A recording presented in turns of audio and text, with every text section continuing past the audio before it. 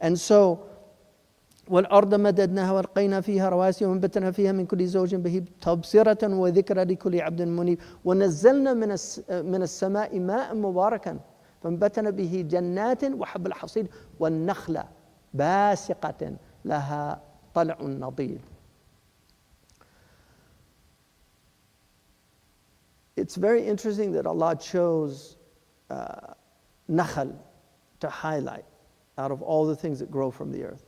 Because the date palm, I mean, there's actually a riwayah that says the date palm was created from the leftover clay of Adam alayhi salam. And there's a riwayat that say that it's our paternal uncle, ammatuna, the nakhil. These were, in the Arab tradition, the honor of the date palm. And one of the things about the date palm, if you look at it, first of all, the tal'un is the first stage of the flowering, and it's nadid. It's also, I think, there's another tal'un hadim. There's another verse that uses another word. The date palm is a miraculous tree because every single part of the date palm is used. There's nothing that's not used by the Arabs traditionally. They built with it. The Prophet's masjid, the first masjid, was built with the trunks and then the palm fibers. They made their beds from it, so they would put the alyaf inside the bed. They used it to clean their teeth. So the actual mukhallal was used from the palm fronds, the fibers. And then there are over 450 varieties of dates.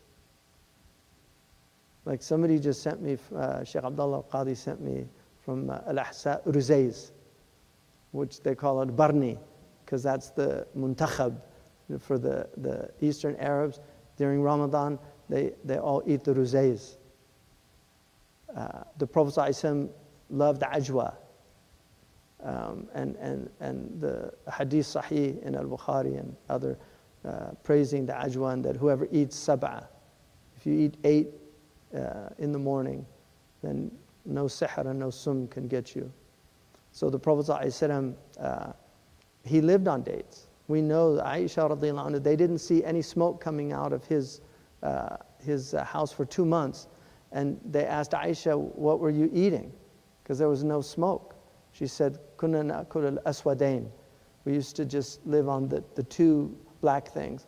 So the Arabs often do that, because dates tend to be black, especially the ajwa are very black, but they're dark. And then the water, when you drink it from the bowls that they traditionally drank with, it takes on the color of the bowl, so it would look dark as well. So it's water and dates. The Prophet ﷺ said it in the Sahih Hadith, whoever has dates in their house will never go hungry. Dates can last a very long time. So they were enabled the Arabs to travel long distances, and that was the food they took, and it didn't spoil. So it's one of the blessings, the nakhla, basiqat. So basiqat is another beautiful word because one of the meanings is pregnant. So basaqat ashatu means the shah became the ewe became pregnant. So the basiqat, they're pregnant because dates need to be fertilized. So you have to pollinate the male date palm. The tala' from the male date palm is pollinated onto the fruit of the female date palm, and that's what the Arabs do. So they actually do it themselves. They pollinate, and so from that, the female brings the fruit. So it's a very interesting tree that, again, Allah is telling them to look and think about these things. وَالنَّخْلَ basiqat, they're high also, high palm trees.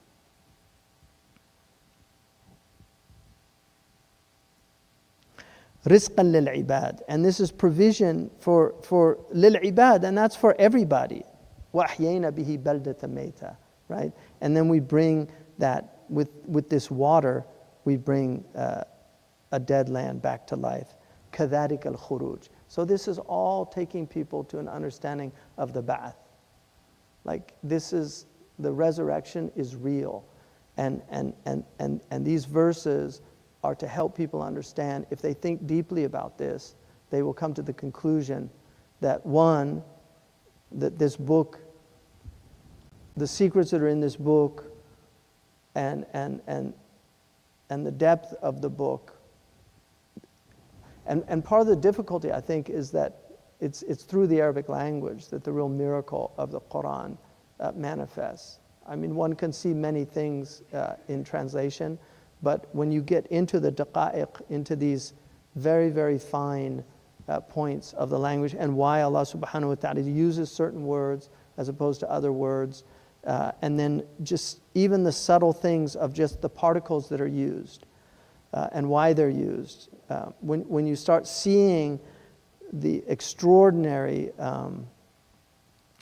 way in which this Quran is woven for us, one concludes that a human being couldn't do this. And this is why the greatest minds in our tradition were these great scholars that really went into the depths of this book and wrote these extraordinary works, bringing out these meanings. Then, after making this argument, كذبت قبلهم قوم نوح وأصحاب الرس, that before them prophets were denied. The people of Noah, one of the earliest, were denied. And then أصحاب الرس وثمود وعاد وفرعون وإخوان لوط وأصحاب الأيكة وقوم تبع كل كذب الرسل. All of them denied the prophets. So these are all, if you look at these, you will find throughout the Quran the stories of these different groups and other ones also. But these are the most important, that obviously Nuh alayhi salam spoke to the people for an extended period of time. The Quran says 950 years. And they rejected him, and then they were struck with the flood. And then Allah subhanahu wa ta'ala says, Ashab al-Ras, they're mentioned twice in the Quran. All the Mufassirun give a lot of different opinions about them, but in the end, Ashab al-Ras are a people who, the Ras is they say it's a bi'r, it's a well, and there's different opinions about who the Ashab al-Ras were, but they're one of the people that were destroyed,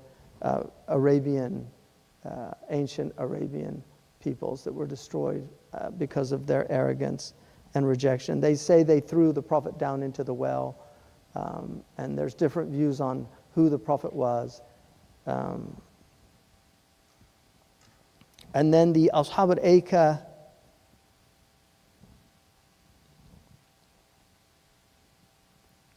Thamud is obviously the people of Salih.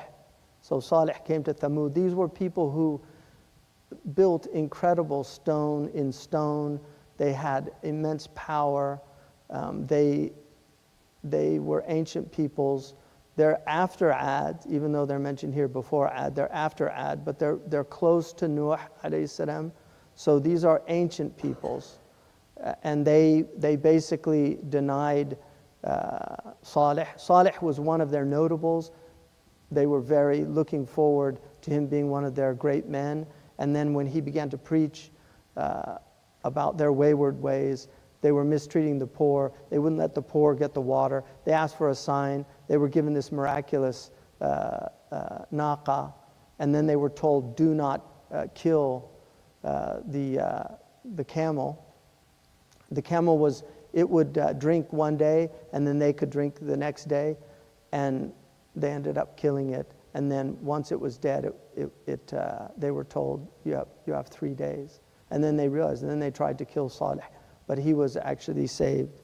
And then Hud is the prophet of Ad. And again, these were people that were a wayward people. and they did not listen to their Prophet. He gave them nasiha. They didn't listen to him, and then they were destroyed. And then Ashab al-Aykar, the people of Shu'aib, probably, again, there's some difference of opinion about these people, but they were the people of Midian, of Shu'aib, who's obviously the father-in-law of Musa alayhi salam. And then Allah subhanahu wa ta'ala says, they denied, كُلٌّ كَذَّبَ الرُّسُلَ فَحَقَّ وَعِيدٌ.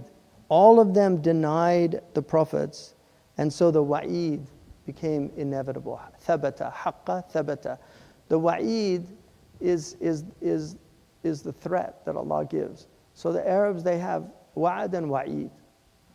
إِذَا وَعْدَ شَيْئًا, generally, almost always, it's a positive thing. Like, أَعِدُكَ إِذَا تَأْتِينَ أُكْرَمُكَ. If I promise if you come, I'll honor you.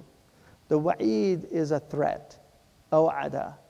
So if the Arab threatens, Wallahi la tatiyannani la adribannak. You know, if you come, I'll beat you up. That's a wa'id. The Arabs say that ikhlaf al-wa'd is a negative thing. So a noble person will not renege on his oath, his promise. But ikhlaf al-wa'id is an honorable thing. So Allah can make a threat,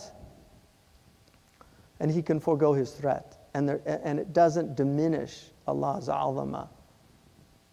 It actually elevates Allah subhanahu wa ta'ala. So He can make a threat. But haqq al-wa'id means thabat al-wa'id, like they deserved it.